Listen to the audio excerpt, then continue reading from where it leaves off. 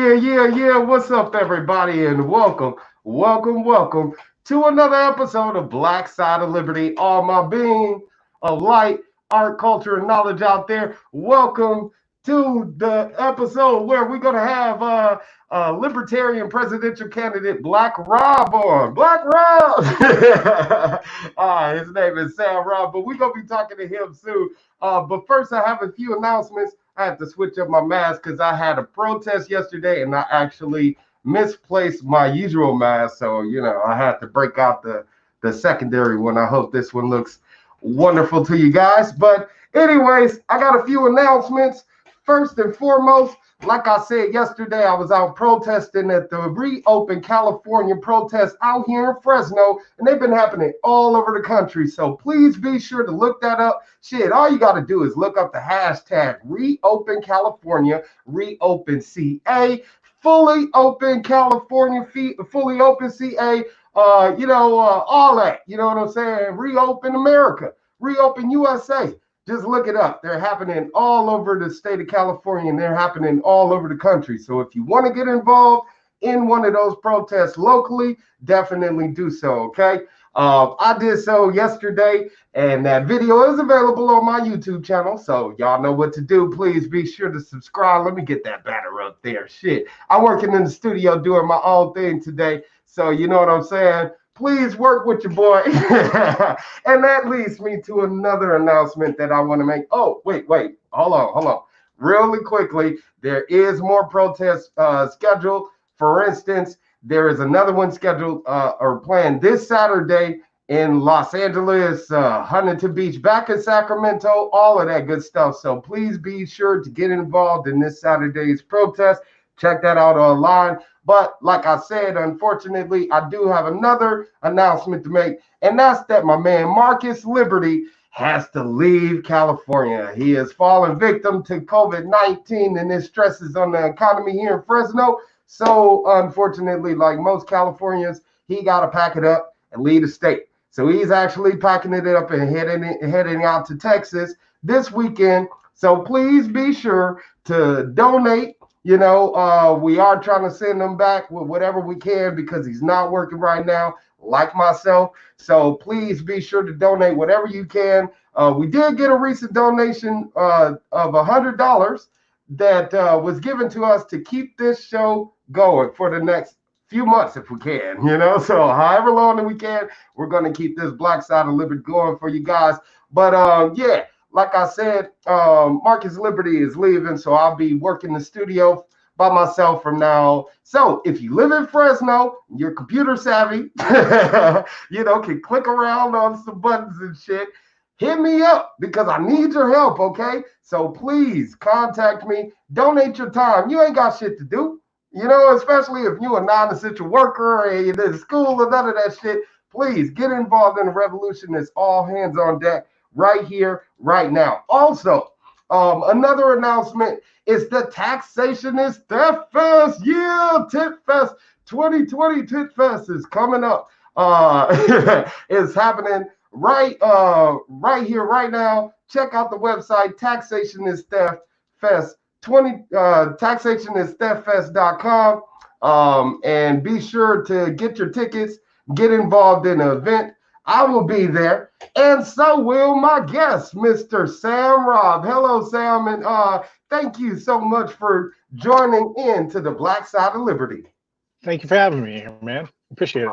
Oh, it's a pleasure, and trust me, I'm going to be drilling you today. I hate to make it's okay, Emmy.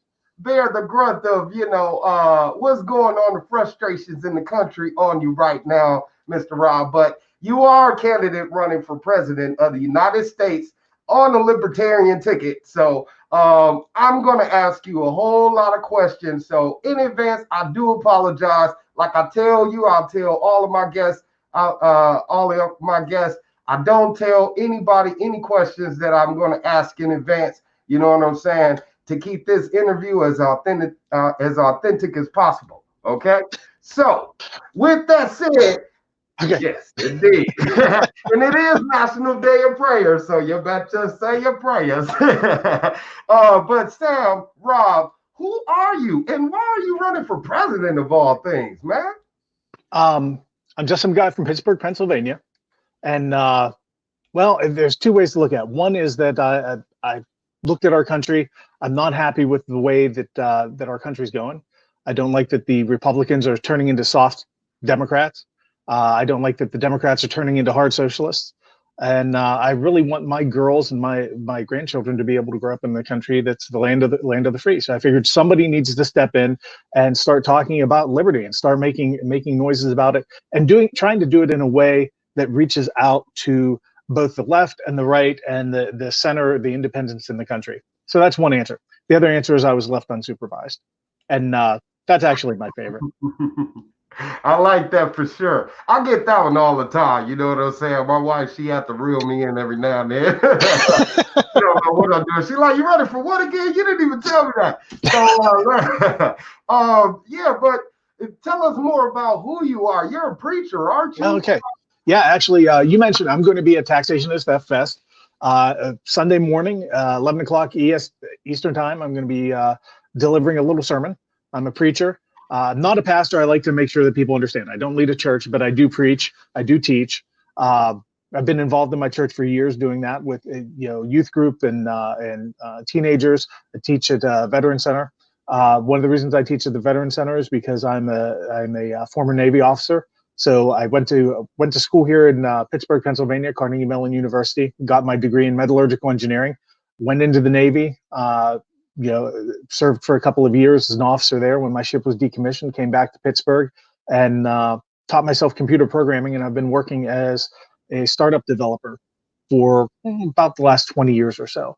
Come into companies, say, hey, it's a small company. You get to wear a lot of hats, do a lot of different things, and work on some interesting problems. And really, that's where I come from. That's my background as an engineer, as a technologist. I'm a problem solver. I want to see what the problem is. I want to figure out how to solve it in a way that makes people happy. Excellent. And I always tell people all the time, it doesn't take a genius to be a politician. All you got to do is be a problem solver. You know what I mean? That's right. That's really the main credential. That, and of course, having a thorough understanding of the Constitution of the United States of America and how it applies to we the people, So hearing you say that you're a man of military kind of raised as a red flag. You know what I'm saying? It's kind of because to me, always I think of a military man as being pro-authoritarian, So yeah. To have you be on the side of libertarianism kind of, sets a stark precedence between the two. So, with you running for office, why wouldn't you run for local office to start? I mean, nobody's ever heard of you before. This whole shit is new. President is, jumping in knee deep into a whole lot of shit. I mean, Trump trying to drain the swamp, but damn it, the swamp done got his ass too. So what? Why wouldn't you run for local office like mayor, governor, some shit like that for you locally? Prove yourself first. And that, you know what? That's interesting. I guess the easy answer is that running for president is probably the most libertarian thing I could think to do, right? Oh, hey, here we are. You fill out one form online with the FEC and say, hey, I'm running for president. There you go. It's a little more complicated than that. But in all honesty, somebody recently just said that as far as the libertarian candidate goes, the presidential and vice presidential candidates are both the most important and the least important positions that you can run for as a libertarian. Most important because we're the most visible. We're the ones that are out there. We're the ones that get some press and get some attention, not just at the local level, but at a national scale, hopefully. But we're also the least important because let's be honest, we're a small party. We have a small following. We're still trying to build to the point where we actually have enough people behind us to be considered a major party and a threat to the two fossil parties, the Democrats and the Republicans. So running as a libertarian, one of the things that I really wanted to do was be a voice for pro-life libertarians. I'm a pro-life candidate.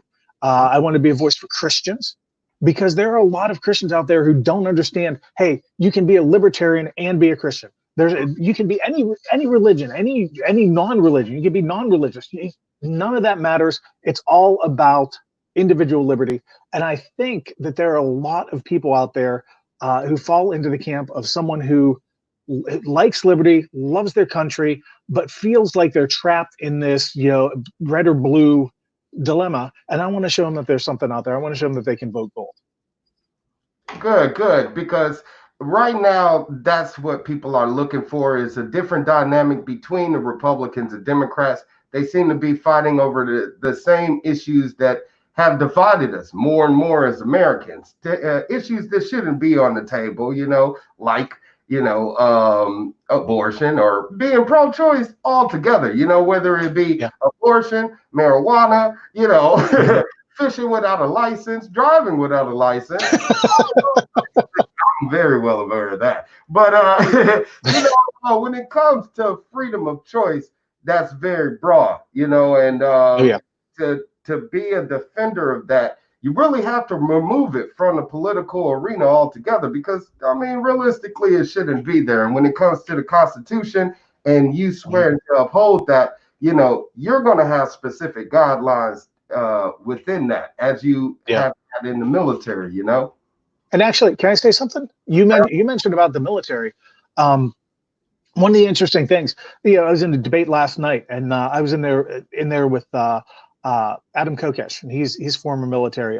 Brian Ellison, he's former Army.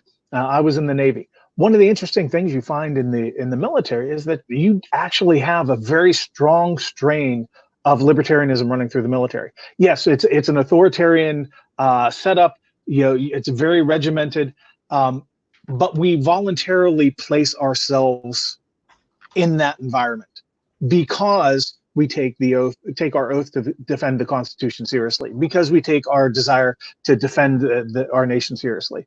Which is not to say that there are a lot of people that end up, going in the military with the absolute best intentions. And if you've ever heard Adam tell his story, you realize that you can end up in a very, very bad place, because the military does get abused, I think, in this country. But the people who go in, I think, with a really good intention. And a lot of people come out, like somebody said, once you see the sausage made, you come out of it and you're like, I don't want any of that in my life now. I did it for a time, but I don't want any more. And you understand what government really can do. And if you really want to see the government in action, you want to see what a government-controlled society would be like, go ahead and enlist in the Army, enlist in the Navy, enlist in the Marines, and check it out. Well, I don't think you need to even do any of that. Right now, you're seeing the government take control over the country, with every facet of people's lives with this whole coronavirus thing, and it's definitely controlling every aspect of, people's individual rights. And it's sad to see this decaying of our civil liberties happen right before our eyes. Absolutely. And a lot of people are divided about the issue. They think, Bill Gates made it in the lab, and, all these sort of things. And, you got people that want to reopen the country, people that don't want to reopen the country, people that think it's, due to 5G. It's just silly about how it's dividing the nation, all of this happening. So what would you do as president to actually reopen the country? Because that seems to be one of the things that people are demanding right now. They want to get back to work. They want to be able to provide for themselves. They want to be able to take care of their families, and since government isn't really providing any answer for that, other than, a one-time bailout, what would you do to help reignite the economy here in America? Well, first of all, there's no doubt that the economy and the problems caused by shutting down the economy are going to be pervasive. We're already looking at 20-25% unemployment in various areas. I was just reading a news article talking about the suicide rates in Australia are eclipsing their COVID-19 deaths. So they have more people dying from their economic shutdown than they actually from the disease that they shut down in order to prevent. We're looking at that long term in the United States, where the cure is worse than the disease. What we should have been doing all along, I think, and I'll give our government some credit in that they had some reports, they had some things that they looked at and said, wow, this looks really scary, and they went full tilt. And actually, even before the government got their head out of wherever it was, you saw private organizations, you saw Disney, you saw sports teams, you saw sports leagues, you saw churches, you saw synagogues, you saw mosques say, hey, that's it. No. This looks scary. We're going to voluntarily step back and tell people we're stopping right now. We don't want to be part of spreading this to the people that we care for, to our customers, to the church members that we love, to the family members that we care for. And the government tailed that. The government actually came along afterwards and took credit for doing that. And right now, what we see is that people are saying, "Hey, this is it. Too much. This is time for us to reopen. We're heading into economic hardships. We're heading into the possibility of economic collapse. It's time to open up." And I think what we're seeing is that the country is opening up. People are doing it, and the government's tailing along, going, "Oh, well, no, yeah. Of course, now it's a good time to do it." What we should have done all along is let people make decisions for themselves. Make sure they get good information, the best information we can, make sure it gets out there, and then let people make decisions for themselves. I've got a friend who runs a nursing home. He has made sure he has locked down the homes that he is in charge of to make sure that people coming in are tested for their temperature. They ask them all sorts of questions. Have you been sick recently? To do their best to keep COVID-19 out of a situation where everybody's vulnerable. Then you look at someplace like New York, where Cuomo said, "Oh yeah, we've got COVID-19 patients. Let's throw them into nursing homes." Right? Yeah. There's two approaches there. One, individual, makes a whole lot of sense. The other one, government, absolutely doesn't. Yeah, and that's the thing, is you have a lot of fear being, perpetuated by the machine to kind of keep things going. And like you said, it's kind of like government is jumping on the bandwagon after it's left. And we, the people, we should be in control of it all the time. We should have always had the choice on if we want to shut down our business or private, property or whatever the case may be. It should have always been left in our hands. And now that we're demanding that we reopen the state and be given access to our own public property, now they're finally giving it back to us slowly but surely. Like here in California, the governor shut down the beaches immediately. Then next thing you know, he's talking about, okay, now you guys can go to the beaches, only after people got out there and protested. So you see this happening where, they're slow to respond. We need more leaders taking the initiative, and staying in their place. Let's just keep it real. The governor definitely acted unconstitutionally, and so are the majority of these elected officials, because, they are restricting the freedom and liberties of we the people, and they're, not abiding by that constitutional oath. It's borderline treasonous. Yeah, no, absolutely. Some of them have definitely stepped across the line. I think there's one of the things that frustrated me here in Pennsylvania is our governor early on, he didn't say, "Hey, everybody shut down. This is an order. Everybody needs to shut down." He said, "This is the authority that I have as the governor. I'm in charge of licensing. I'm in charge of business licenses. I'm in charge of liquor licenses. I'm in charge of all the stuff that the state's in charge of." And he said, basically, you need to close down or we'll pull your licenses. Right. And one of the things I pointed out to people is, hey, this is not emergency power. This is not something that he came up with or that he's doing outside. He had this authority all along. He's just using it right now. Next year, he could decide for whatever reason, hey, it looks like COVID-19 is coming back and nobody else in the country is worried about it, but I'm going to shut down Pennsylvania again. And I can do it even without a declaration of a state of emergency, even without, any sort of authorization from the legislature, just because he has the power as the executive to say, well, yeah, start taking people's licenses away, start shutting down businesses, start finding people, purely as the executive, because we've given him that power. And governors shouldn't have that power. But no elected official should. You're absolutely right about that. But you got a lot of people that are pro-authoritarian. You know, they really want government to even have more Mhm. power at this point. They think that the government should go around knocking on people's doors, testing them, injecting vaccinations in them forcibly, Yeah. mandating this even. So, there's a lot of issues surrounding this whole coronavirus thing that, again, violates the personal liberties, the God-given liberties that we the people have. And you have a lot of people again that are pro this, pro that, against this, against that. So what would you do to unite America on this whole coronavirus thing with so many different opinions if you were elected president? Oh, wow. That's a tough one. I mean, you're talking about a nation, just like you said. You've got some people, and I've got friends that are, terrified of the idea of what Corona is, and my personal view is they've bought into the fear. I've got other people who think, oh, well, it's entirely a hoax, when it very obviously isn't. I mean, it's a serious situation. It's one that we need to deal with. I think part of what we need to get out is some good, solid information.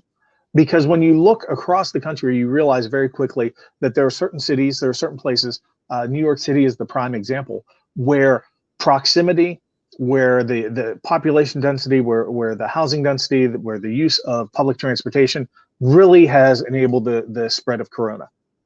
You've got other situations, you've got, out in the Midwest, even out in California, where just because of the situation, because of the societal differences, because out in California things are more spread out. You've got more people getting out and getting fresh air and enjoying the sunshine.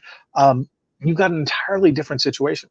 So I think the main point to get across to people is that you need to stop thinking about the United States as the United States, and realize that we are a bunch of not just even different states, but different locations in the state.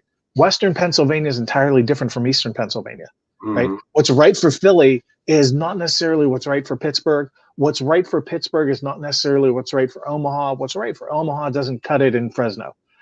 Once you get people to understand that and talk about that and explain that, then I think they can start to see, okay, our problems are a lot more localized than we thought, and we should be not looking to the federal government, not even looking to our state government, but looking to our local government. Hey, what are we going to do here?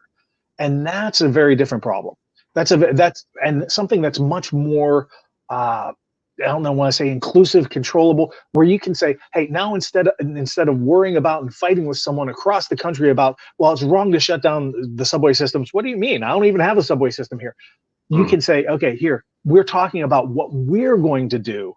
Once you get that buy-in, I think it becomes a lot more personal. It's one of those things that you can say, okay, now at the local level, what are we going to do?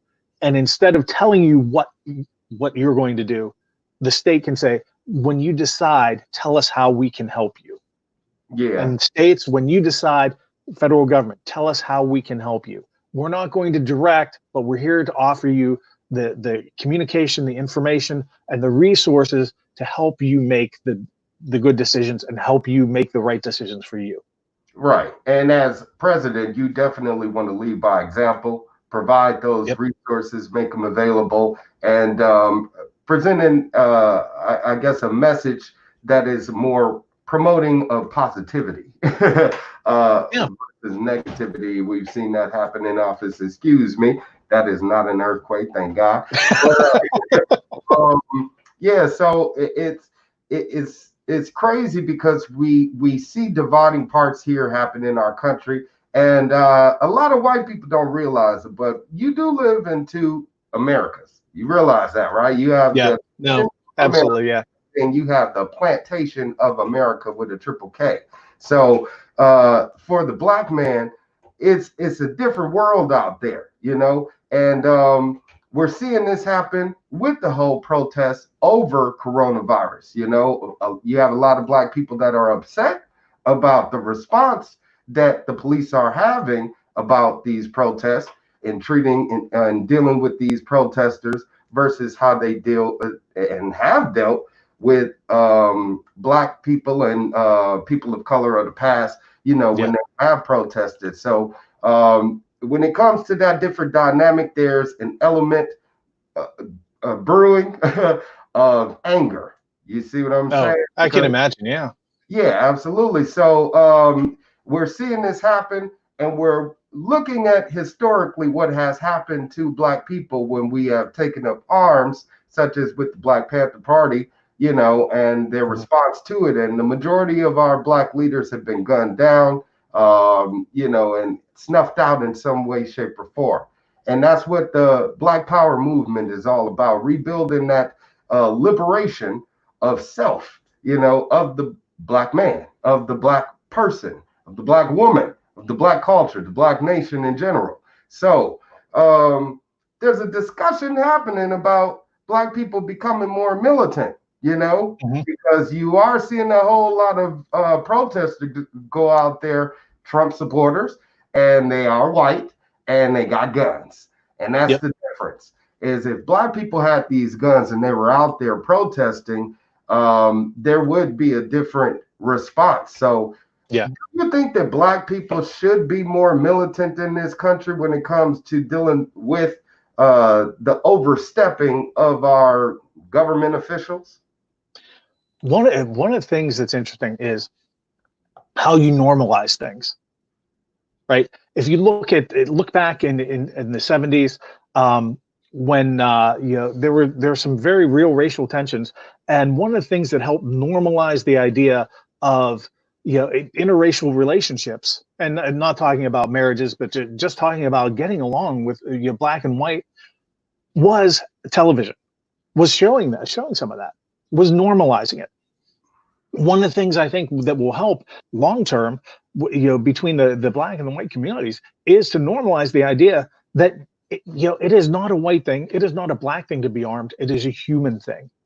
One of the guys that really kind of attracted my attention when I first started getting into the Libertarian Party and before I decided to run for president was Maj Touré, and Black Guns Matter. And his saying is that all gun control is racist. And that's one of those things that when you look at the roots of gun control in the United States, it's absolutely true.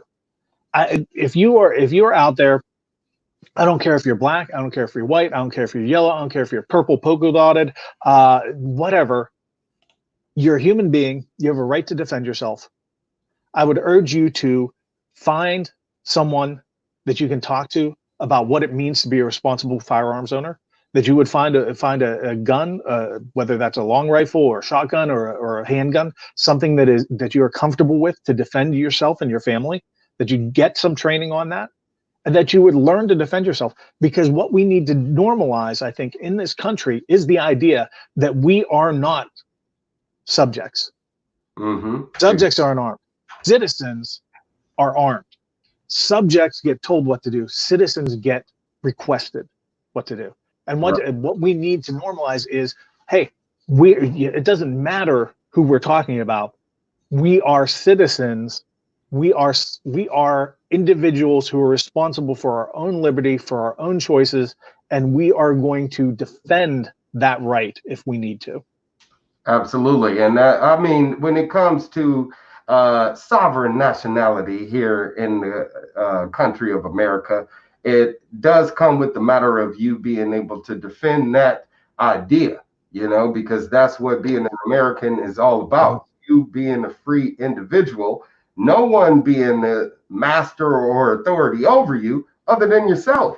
If you wanted an authority figure over you, then you can go out to live in one of those monarchies or, a totalitarian state, a dictatorship, any type of other place other than a free country. But we're sliding down a slippery slope here in America very quickly. Absolutely.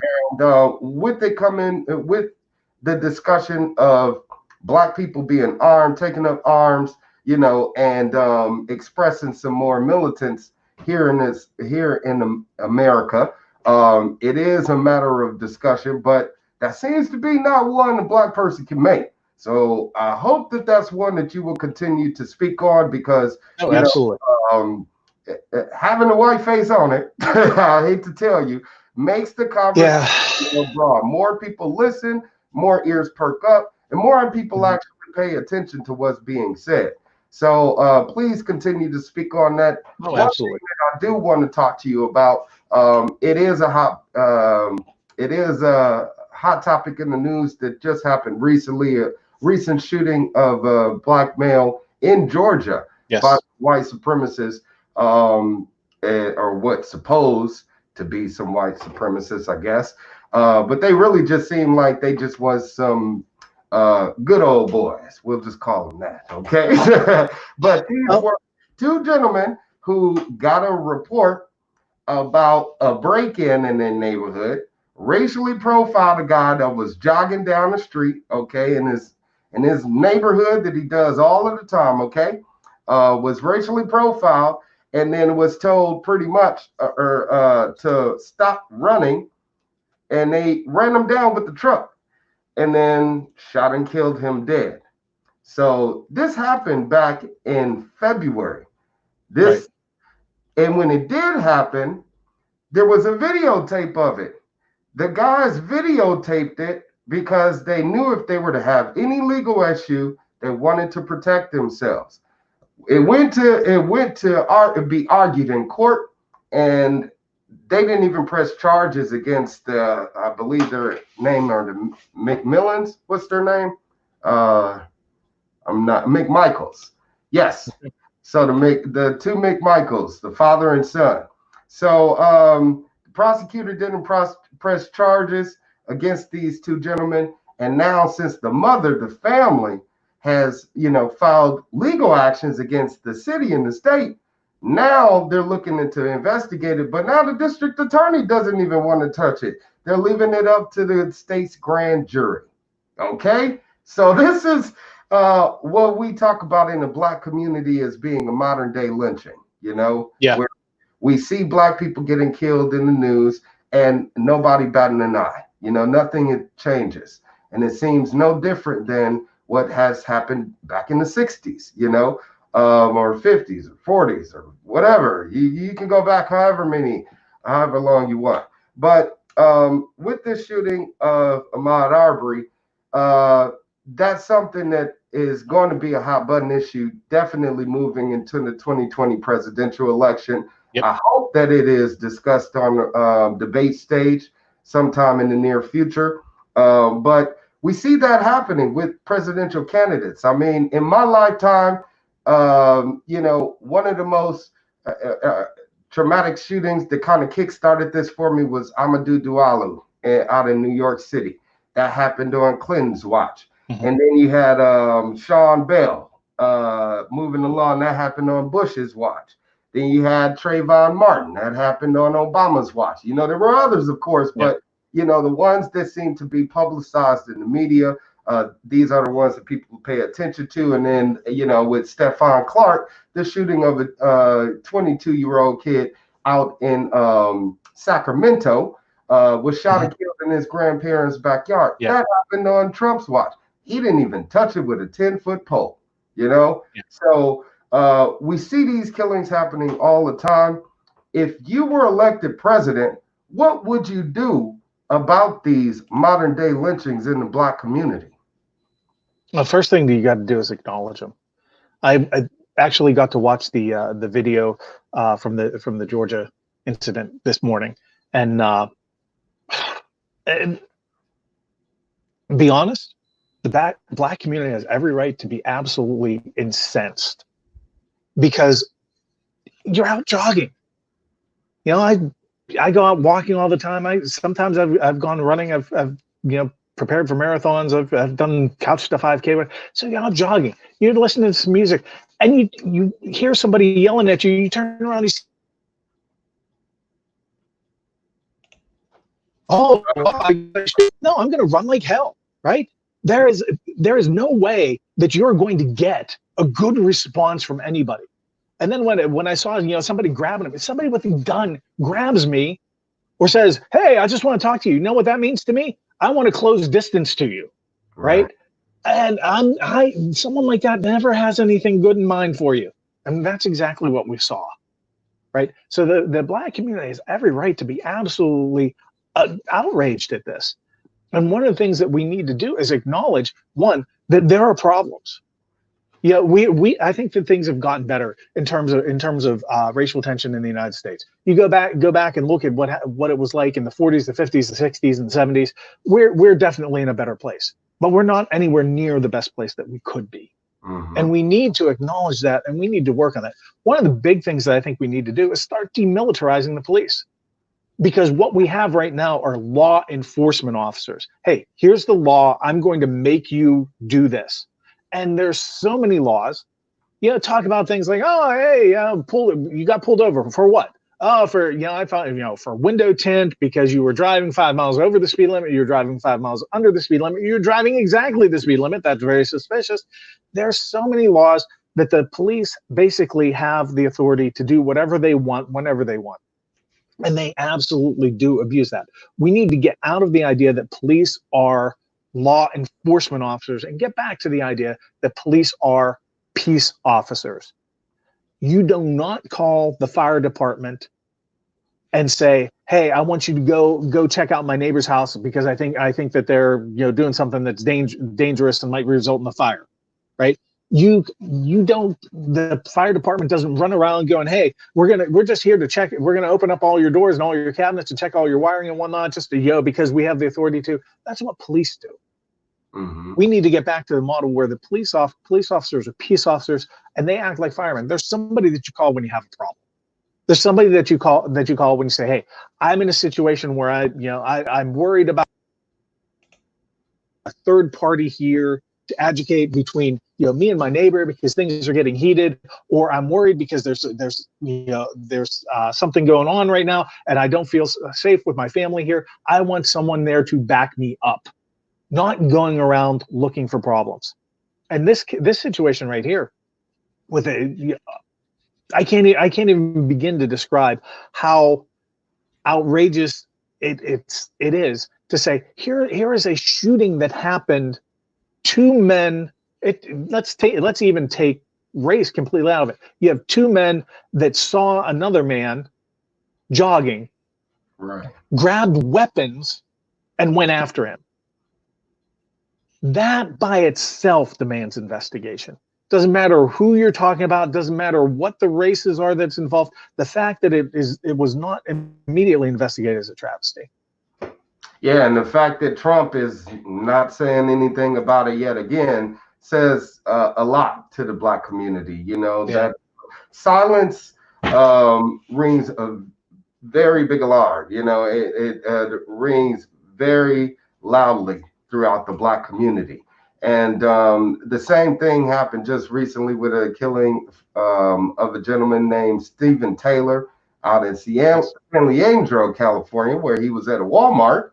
And the man was suffering from a mental breakdown and was shot and killed by a San Leandro police officer.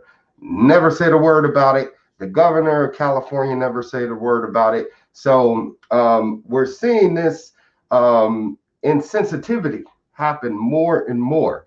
So while you're talking about, how Black people should feel, one thing that I'm definitely feeling as a Black person is ignored. The trauma of the Black person runs long and deep. And this just adds more to it, especially during this time when, people are being told to stay home. They want to react to it in some way, shape, or form.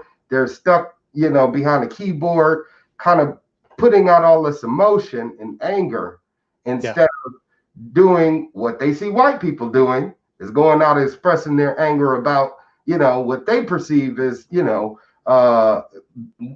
wanting to be able to go and get their hair done, some shit like that. Yeah. So you see where the dynamic lies, Oh, absolutely. Yeah.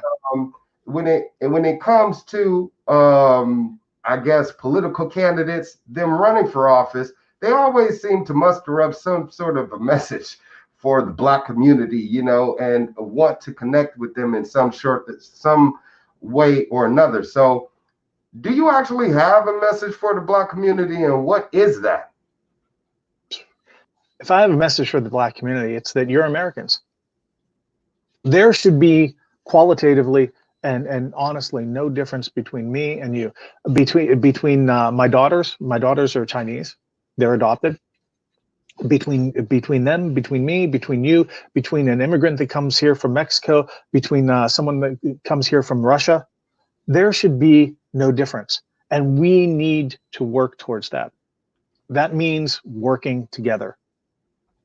One of the things that really frustrates me is the idea that there are irreconcilable differences. That there is just, you know, hey, you'll never understand me, we'll never understand you. Communication is the key.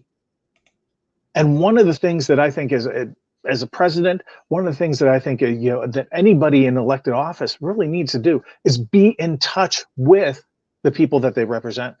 Right. So as president, if I don't have someone from the Black community there, if I don't have someone from the Jewish community there, if I don't have someone from the Muslim community there, if I don't have someone from the you know, Asian communities there, and that's a whole another you know, can of worms, because you know what, you know, there's some places you don't talk. Really, the Japanese and the Koreans and the you know, Vietnamese, you know, very different. Right? So you've got to be in touch with all these different communities, because each and every one has different concerns. And when you're not, you're not just shutting out people that you're supposed to be representing, which is horrible to begin with. You are cutting yourself off. You cut off just now. Hopefully you come back.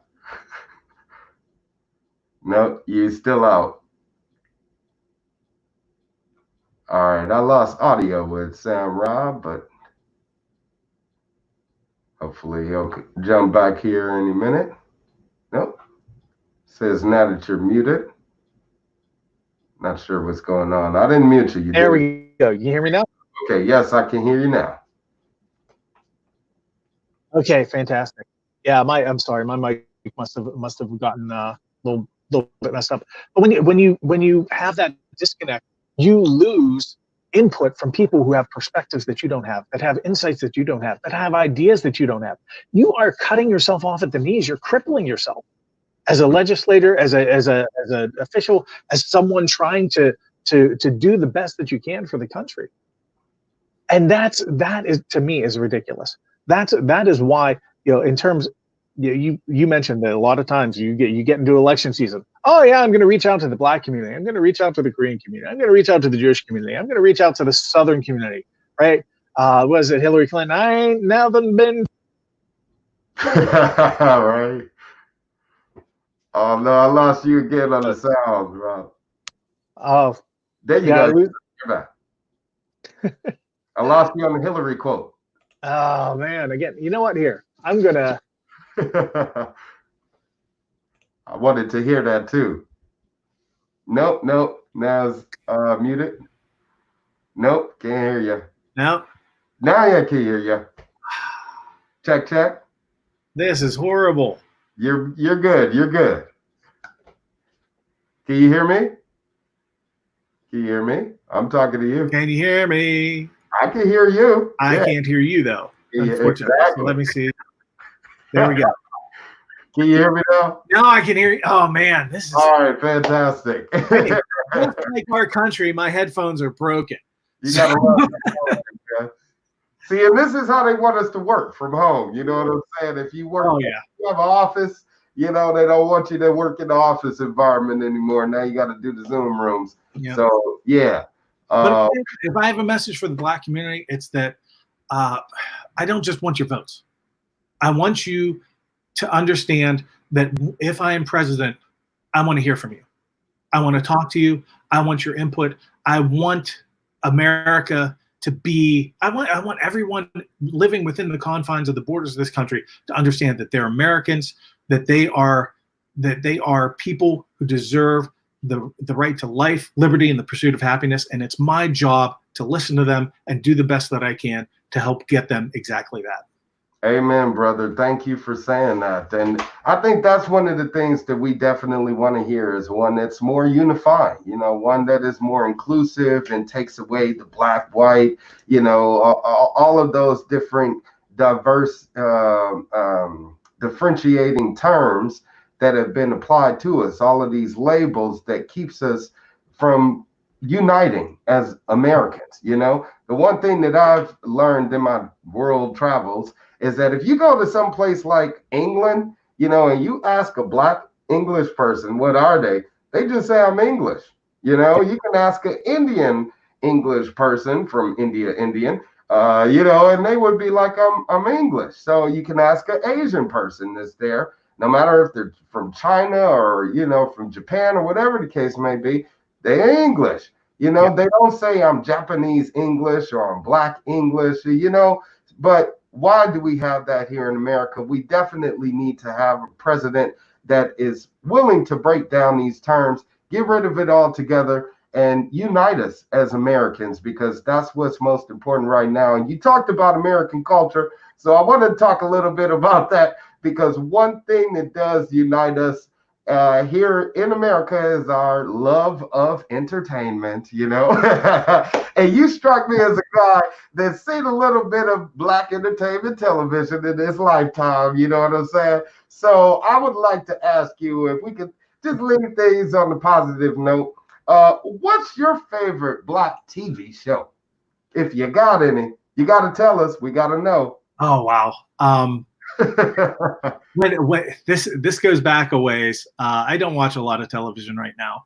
I've kind of gotten away from it in the last couple of years. But going back to when my wife and I were first married, in Living Color, actually loved it. The Wayans brothers, and there are still from that show and from that era, there are still quotes that we will pull out, and little things that we'll throw out for each other. And sometimes you'll say something, and I'll say something to her, and she'll be like, "Wait, what is that from?" And we have to go back and looking. Yeah, there it is. It was in Living Color episode. But that's absolutely that was one of my favorites when we were when we were out in California, I think still in the Navy. All right, cool. Yeah, Living Color is always a classic, man. So you got some points on that one. You know what I mean? Especially for breaking that one up. But again, I just want to appreciate you, or let you know I appreciate you for jumping in and talking to me here today. You've been a great sport. Damn, my mask is falling apart here, y'all. I gotta find my OG mask and work on this one, bring it up to speed here. But I'm melting. But like I said, I do appreciate you being such a great sport, having this wonderful extended conversation with me. And we went a bit longer than what I wanted to do, but I think we talked about a lot of good things that people want to hear right now. You know what I mean? So I appreciate your time. And I call him Black Rob. That you've been deemed Black Rob, just so you know. But yes, Libertarian candidate for president, Sam Robb.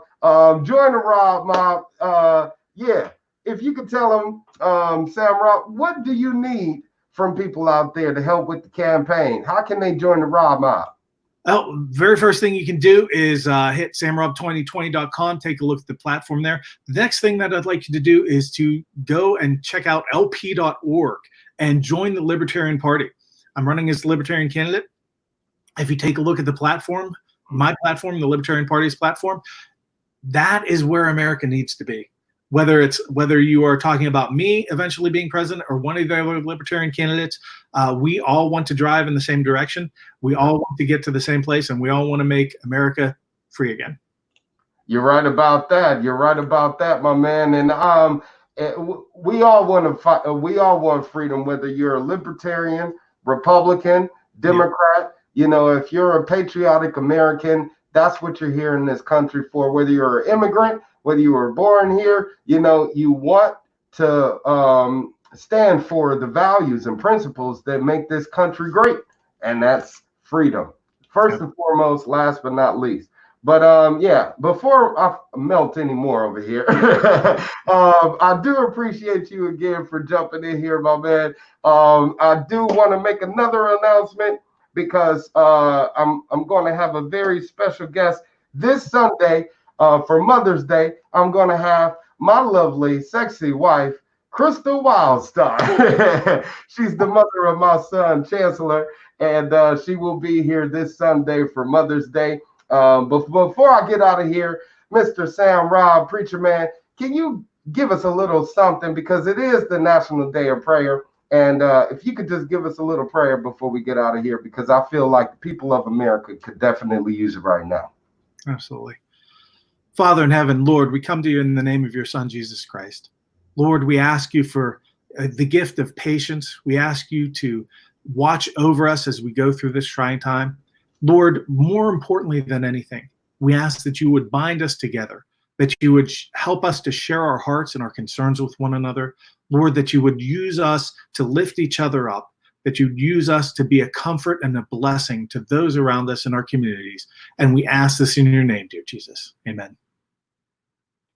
Amen. Amen. God bless you. I love you so much, and thank you so much for being here. You got a wonderful spirit. That's what gravitated me towards you, because I seen you in the debate over the summer in 2019 when I was shopping for Libertarian candidates for president, and you were very high up on that list. You know what I'm saying? So I do wish you all of the best of success with your campaign for president of the United States of America. No matter what happened, you better keep running, man.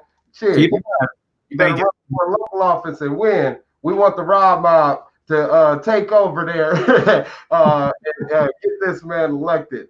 All right. So till next time, you guys, please also again be sure to jump in the Taxation is Theft Fest next weekend, May 15th and 16th, or pardon me, May 16th and 17th, where you'll see yours truly and my guest here, special guest, Mr. Sam Robb, presidential candidate for Libertarian candidate for president of the United States. So thank you again, Mr. Robb, for being here. And thank you to all my beings of light, art, culture, and knowledge for tuning in to another Black Side of Liberty. May the light of God and liberty shine on each and every one of you.